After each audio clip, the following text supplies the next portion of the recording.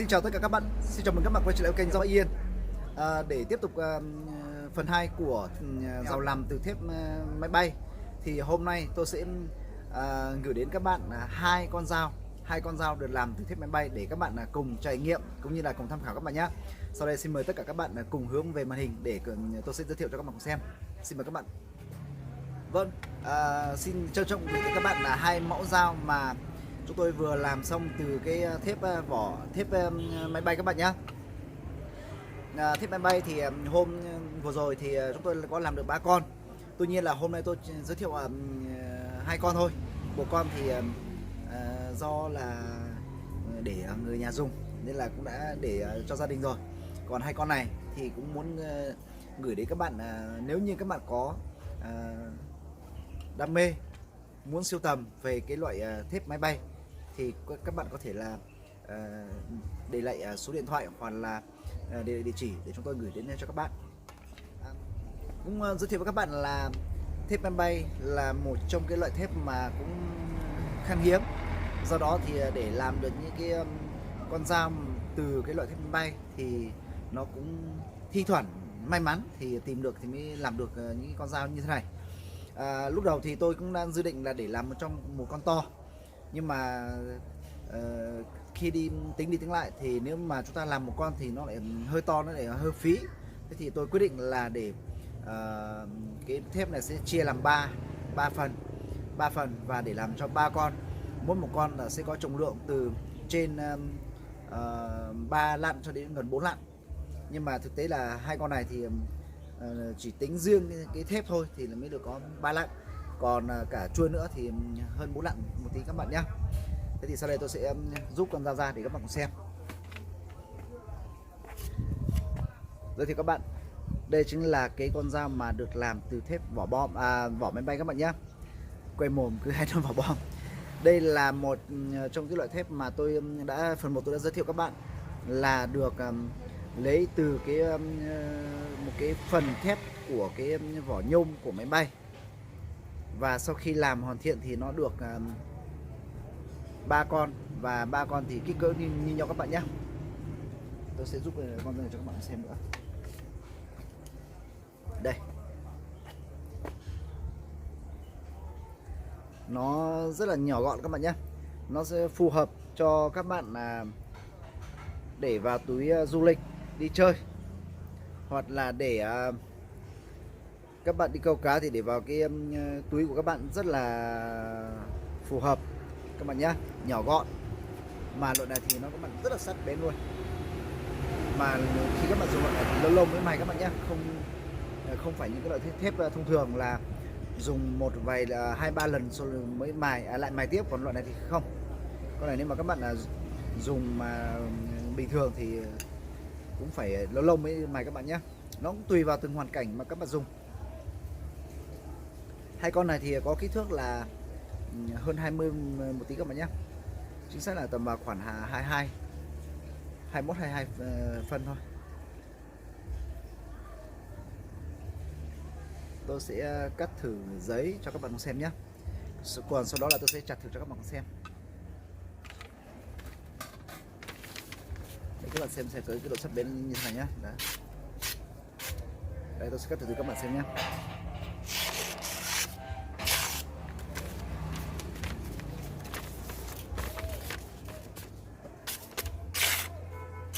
Sao đó?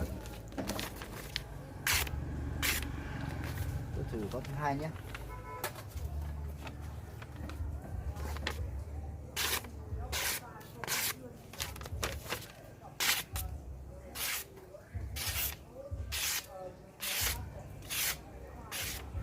Rất là sắc các bạn nhé.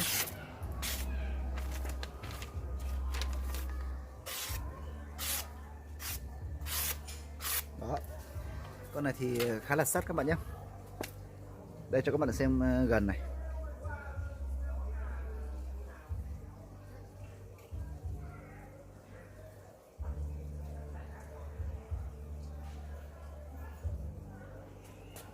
Đây. Chuôi này thì được làm từ gỗ me đá các bạn nhé.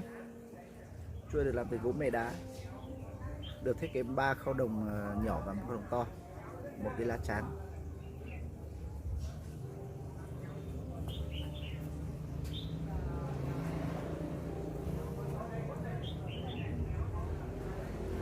Hai con này thì bản rộng thì con này thì nó rộng mà bụng phệ hơn một chút, còn con này thì bụng nhỏ một tí các bạn nhé.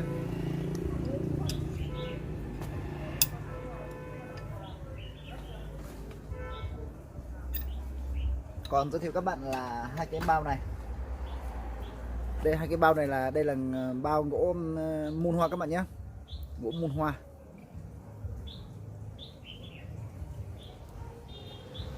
Được thiết kế hai cái khâu đồng ở hai cái đầu bao, và xung quanh viền này là được thiết kế những cái chốt để đảm bảo về cái bao được chắc chắn, cũng như là khi mà rút dao thì không bị lưỡi dao hở ra ngoài cả trên này các bạn nhé.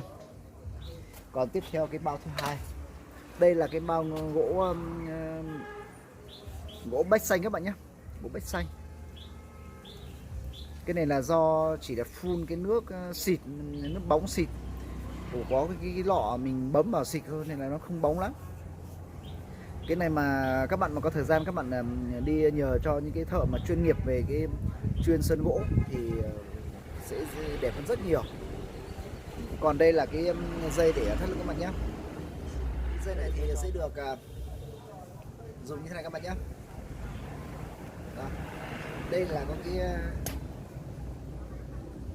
lỗ, có cái như thế này để các bạn cuộn cái dây vào này, như thế này. Rồi các bạn khi mà cho vào cái lưng các bạn buộc thế này chắc chắn đúng không ạ? Khi mà các bạn mà có đi vào rừng hoặc là làm vườn cái gì để cho nó thuận tiện thì các bạn sẽ như thế này. Đây. Đây các bạn nhé. Rồi khi chúng ta dùng như thế này thôi. Đúng không ạ? Bao vĩnh như thế này.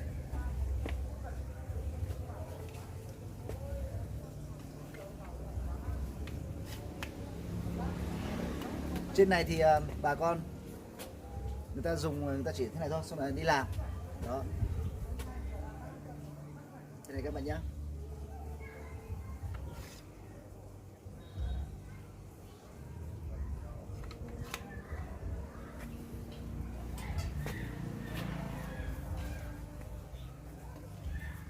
Gỗ bách xanh và gỗ me đá các bạn nhé.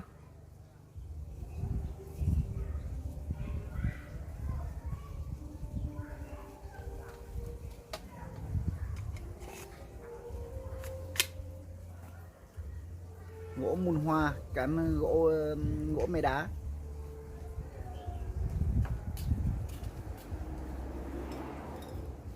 Những con dao này thì các bạn để vào trong cặp mà rất là thoải mái các bạn nhé. Đây.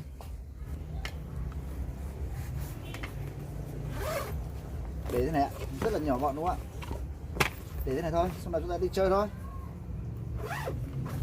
Đó, nhỏ gọn các bạn nhé. Hoặc là các bạn có thể để rất là nhiều ngăn. Đây, như thế này.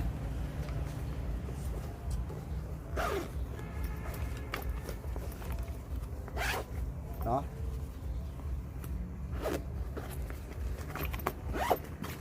Thế này thôi, nhỏ gọn đúng không ạ? Đây. Như thế này thì chúng ta có thể là đi chơi hoặc là đi phượt hoặc là đi picnic thì có một con dao như thế này thì chúng ta có thể là cắm trại hoặc là dựng liều thì nó sẽ thuận tiện cho chúng ta rất nhiều các bạn nhé. Đấy là với túi du lịch. Còn đối với túi đi công tác thì các bạn có thể để những cái túi đây. Đây là những túi đi công tác. Thì các bạn có thể để trong tất cả các ngăn này cũng rất là gọn các bạn nhé. Đây là như cái túi của tôi đây đi công tác này. Thì để rất là thoải mái này.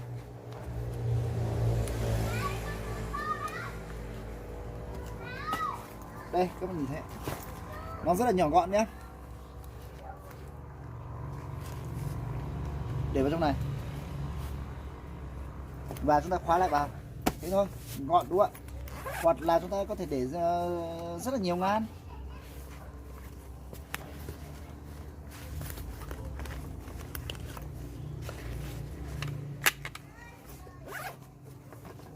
Có thể để ngăn này, nhưng mà cái này thì nhiều đồ quá, này dây dựa các kiểu nhiều quá. Đây.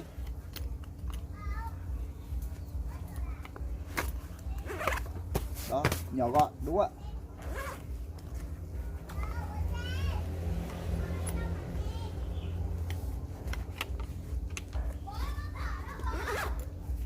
Hoặc là có thể để ngăn giữa này, máy tính sổ sách đây đúng không ạ? Đó, để rất là nhỏ gọn.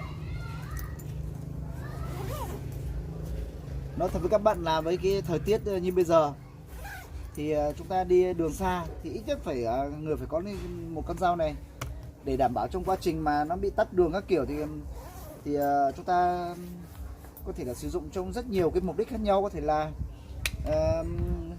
dựng chạy mà muốn có cái cây gỗ cây tre thì chúng ta phải có con dao đúng không ạ?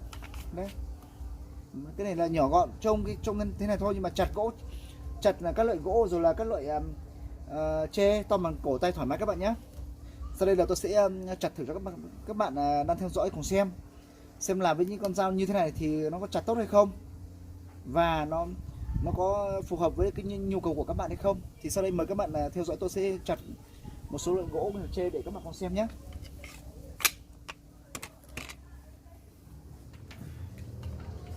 Đầu tiên là hai con này thì tôi sẽ chặt thử hai con này xem là thực sự chặt có tốt hay không, các bạn cùng đón xem nhé. Đây tôi sẽ để bao đây. Đầu tiên là tôi sẽ chặt tre này. Đây là chỉ những loại tre nứa ở trong rừng thôi các bạn nhé, chưa phải là cái loại tre cứng mà như là chúng ta trồng đâu. Cái này chỉ loại tre trong rừng thôi. Đó.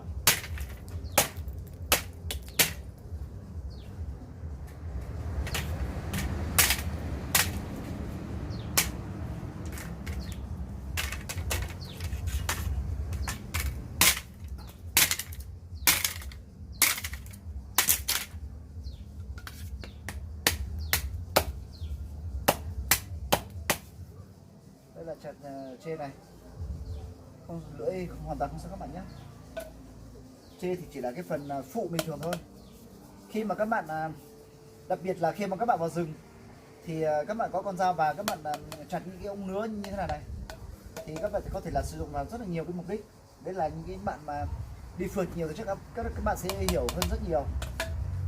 Còn đây là chặt gỗ khô các bạn nhé. Đây là một cái cành đào khô này.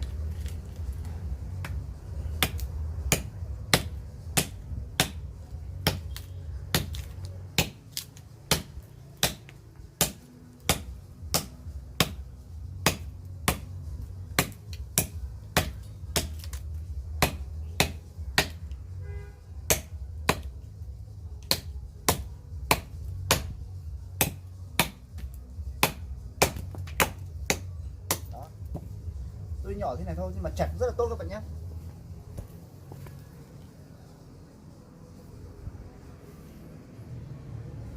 Lưỡi dao thì không sao các bạn nhé.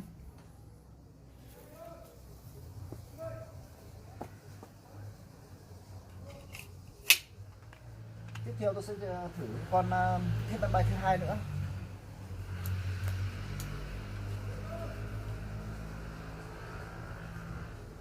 Khi mà các bạn không sử dụng đến thì các bạn cuộn dây như thế này, để thế này treo ở tường thôi. Tôi sẽ thử con hai này, chặt tre các bạn nhé.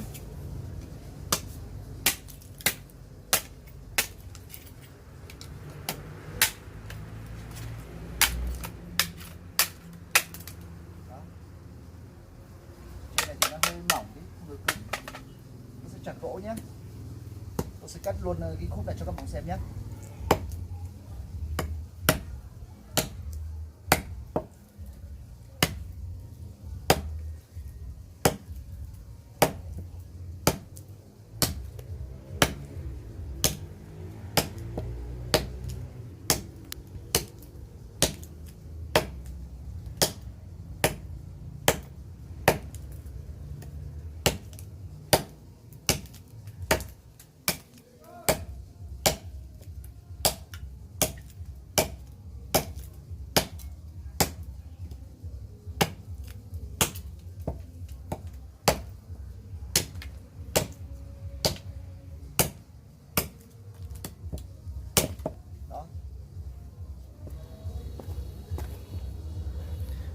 chặt gỗ như thế này các bạn nhé.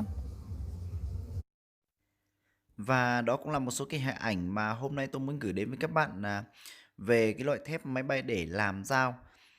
Rất là cảm ơn tất cả các bạn đã dành những thời gian quý báu để vào theo dõi kênh cũng như là xem những cái video mà chúng tôi đang lên để gửi đến với các bạn. Xin chân thành cảm ơn các bạn đã dành thời gian cho chúng tôi. Xin chào và hẹn gặp lại các bạn trong những video tiếp theo.